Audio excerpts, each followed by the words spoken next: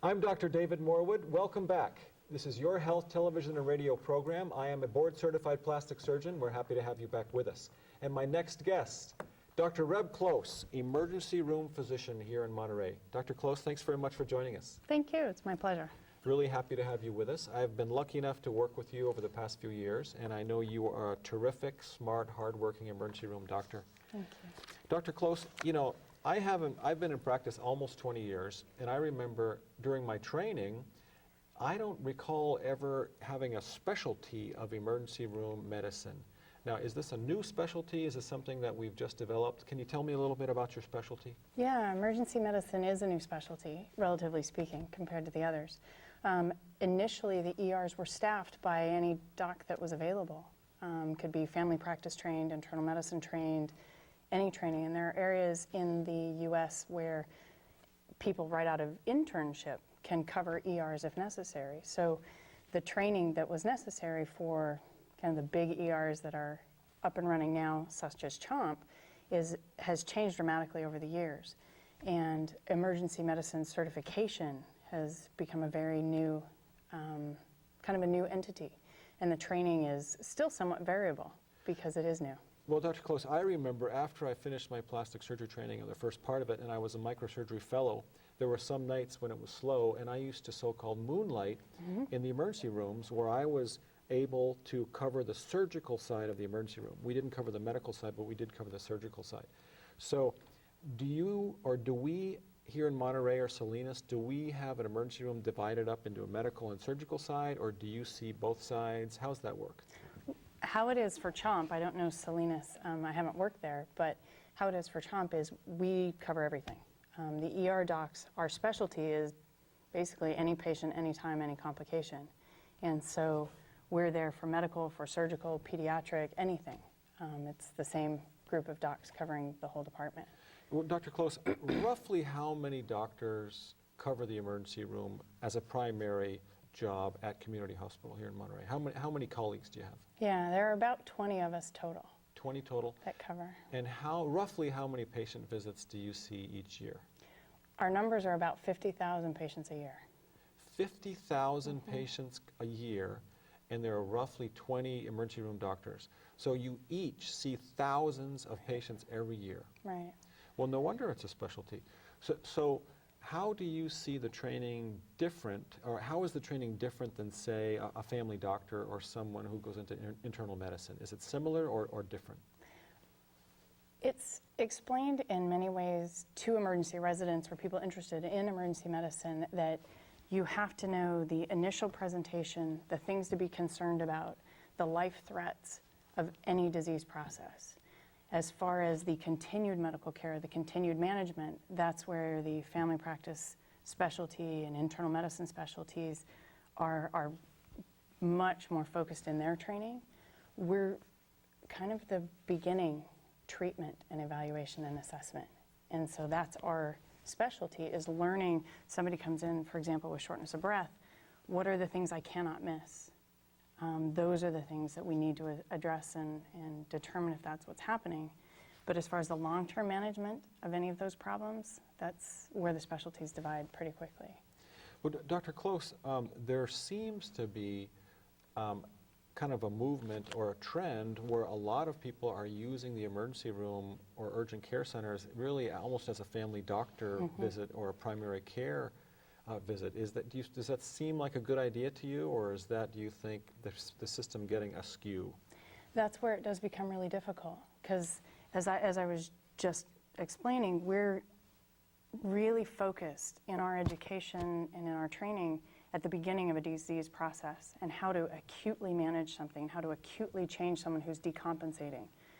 As far as the long-term management, that's out of our specialty. I am not trained to, as Dr. Brayback is, to deal with long-term cholesterol management or risk factor modification or blood pressure management or things like that. That's not in my training anymore. And so I think those long-term problems and long-term issues are much, much, much better addressed by a physician with that training. Well, Dr. Close, you know, we could talk for hours just about the socioeconomic climate and the insurance programs and uninsured people, et cetera, using the emergency room. And we could talk about that for hours, I'm sure, of course. But let's talk about some of the problems where people should go to the emergency room and why should they go to the emergency room and not their family doctor. Let's say, for example, the carpenter puts a saw across their hand or their arm. Does that sound to you like an emergency room visit, or is that a family doctor call? Typically, when there's significant tissue injury, even if they do go to their family physician or to one of the urgent cares, they will send them to us because there's a certain range of things that are available in a family practice office, x-ray capabilities, wound repair capabilities, and things like that, where we have a much different capability in the ER. Plus, we also have access to the specialists, which we tend to use, not infrequently. Well, oftentimes that patients will come to the emergency room or be sent to the emergency room from another clinic in the community because they need more intensive care or a specialist, or they need an intensive care bed, or they need the attention of a certified emergency physician. Isn't that right? Absolutely. So let's talk about something like chest pain. I mean, if it's a man or a woman, regardless of the age, when someone feels chest pain, that's a scary thing, and they come to the emergency room. And I believe that you have established a protocol in Monterey to help or deal with patients that have chest pain. Can you talk about that? Absolutely. Chest pain is something we take so seriously. And many times patients will say, oh, I think it's anxiety, it's probably, indigestion or something else. Well, as an emergency doc, again, because I'm trained to evaluate for the life threats, in the end, we hope it's something like anxiety or indigestion or something else. But until we know, we can't take that risk. The heart's way too important.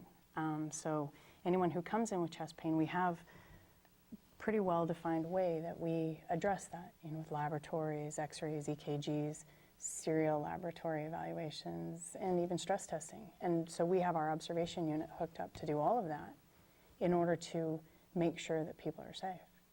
Okay, so it sounds like when somebody comes in with a symptom like chest pain, that's not very specific, but it can mean there's a real problem going on, which might represent a myocardial infarction or a heart attack, right?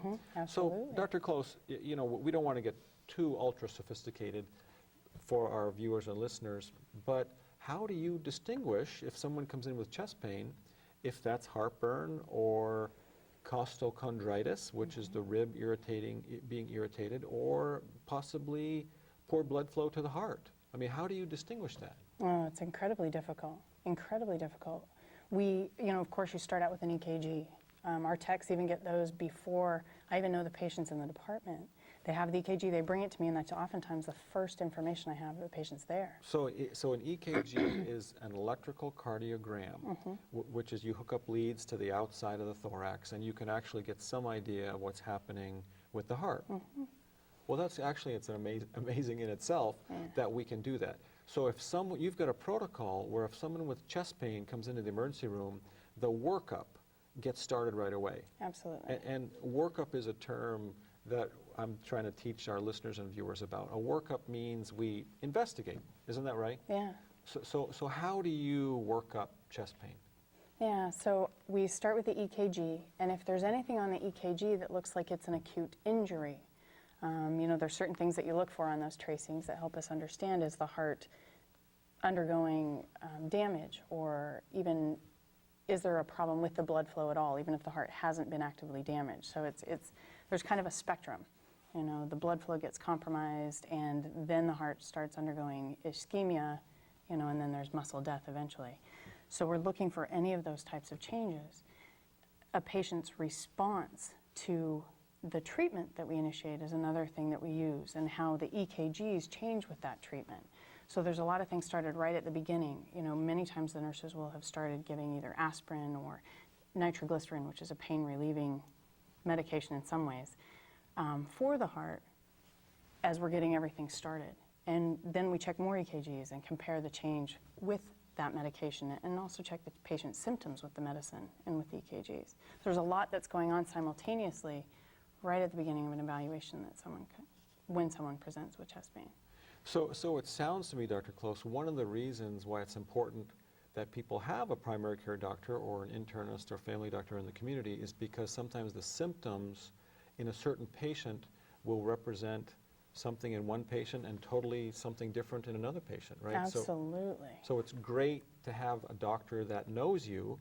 However, if you say meet a patient for the first time and you're evaluating their chest pain, that can be difficult. Very much. I mean, it's very difficult to determine in any particular patient what does their pain represent? Why is it happening? Well, Dr. Close, how do you and your other colleagues take care of yourself, and how do the nurses take care of themselves? It sounds like an extremely stressful environment. How long are your shifts, and how many days a week and nights do you work, et cetera? Our shifts are completely variable. That's how people always ask me, what our shifts are. And any shift, any day, any time, I may be there. Each shift ranges somewhere between 7 and 9 hours, but the vast majority of us are there for at least 1 or 2 hours after every shift, cleaning up paperwork, taking care of things that need to be done. And you either work a day shift, a swing shift, which is like 4 p.m. to midnight, somewhere in that range, or the overnight shift, which is the midnight to 7 a.m. shift. So any of those possibilities, any particular day. Well, I wonder if you see different problems, say, between midnight and 7 a.m. than do you see between 8 a.m. and 5 p.m. Do you see different problems, or is it all the same? It's not as variable as one would think. There definitely seems to be a time when the bars close that the ER changes for a little while, that's for sure. But heart attacks happen all day, strokes happen all day. So the typical emergency medicine complaints that we see are anytime. There's just a few times here and there that you can suspect things are going to change a little bit. Well, Dr. Close, one of my favorite symptoms to work up when I was in training, before I did plastic surgery, I did general surgery, of course, most of us did, was belly pain. So if someone comes into the emergency room, whether it's early in the morning or late at night or in the middle of the night, with abdominal pain or belly pain, how do we work up to determine if that's appendicitis or an acute gallbladder, or just they had something funny to eat, or they're having some heartburn or a flu in their stomach? I mean, how do we work that up? Yeah, belly pain is another one, just a symptom that we see so frequently. And you're right, you're worried about the appendix and the gallbladder and even, perforated viscus, something's ruptured in the abdomen. There's all kinds of possibilities. And plus the stuff that emergency physicians aren't as focused on, heartburn or, other things that you mentioned. So the surgical or the diagnoses that we have to do something about, those are the ones we're focused on, the ones that could be potentially life-threatening or could definitely get worse without intervention. So that also involves a lot of lab work, oftentimes, radiology imaging, either ultrasound or CAT scan, and we try to get all of that done as quickly as we can in the ER, because if we're worried about something that somebody needs surgery for or could potentially be life-threatening, that's where we're focused. If it turns out to be, a little reflux or a GI bug, well, I hope so. In the end, I'd much rather have my patient have those diagnoses than the other ones that I'm worried about. Right. Dr. Close, again, I remember from moonlighting, as it's called, in the emergency room, one of the things that used to make me anxious was kids, children coming in. I'm okay to do a cleft lip and a cleft palate repair. I'm okay to take care of a congenital difference of the hand. But when sick babies come in, I mean, that used to make me anxious. Yeah. Now, the whole department lights up when a little one comes in that's sick. All the nurses, everybody that can be taken from what they're doing focuses, because we all, you try to keep your calm, you try to keep your cool, but we all have, I think, a very similar reaction. Everybody has a hard time watching a little one have a tough time. So are there pediatricians? That's another thing I want to talk to you about. What about specialists being on call for the emergency room? Is there a pediatrician who's around that you can call at any time, or say an eye doctor or a belly surgeon? Is there someone that you can call for backup? How's that work? Yeah, that's one amazing thing about being at CHOMP is our backup panel is fantastic. We do have ophthalmology on call, 24/7. We have general surgery on call all the time as well, pediatrics as well. They're not in the hospital every minute, every day, but they're available, and we can call them to discuss a case with them, we can call them, and I've done this many times where I ask, I just need you to come in, I need your help. And I have an amazing response from the physicians in our community with that. We have a great backup panel, and they help us out a lot. Well, Dr. Close, you know, I appreciate hearing that. We only have about a couple minutes left, but I have a question for you. How do you know when you are comfortable or you can handle a problem, and how do you know when you need to call a surgical specialist or a medical specialist, say, cardiologist or an abdominal surgeon or a plastic surgeon? How do you know, I mean, how do you know that? Yeah, it's difficult. There are a lot of cases that are in the gray zone. You know, there's the, oh, obviously I can do this, I've done 20 of these, I'm very comfortable with this, no problem. And then there's the obviously, oh goodness, I need somebody, you know, either with a surgical specialty or other specialty to take care of this. There's the middle group that tends to be harder, and I think it's each individual physician's comfort level with certain procedures or interventions. And again, because our consultants are, because we have such a great backup and we have such wonderful consultants, I think that's when we call and ask a lot of questions. And we discuss cases and decide what the best management plan is. Well, Dr. Close, I appreciate you coming on the program, Dr. Reb Close. I don't mind letting our audience know. One of the reasons I asked you to come on the program because I know how smart you are and you're terrific and hardworking. And I hope nobody out there needs your services, but if they do, they're in terrific hands. Well, thank you very much. Dr. Reb Close, emergency room physician here in Monterey. Thanks for being here. Thank you. I'm Dr. David Morwood. I am a board-certified plastic surgeon, and this is Your Health television and radio program. We're going to take another brief pause for a very good cause. We're going to come right back with my next guest. Thanks for being here.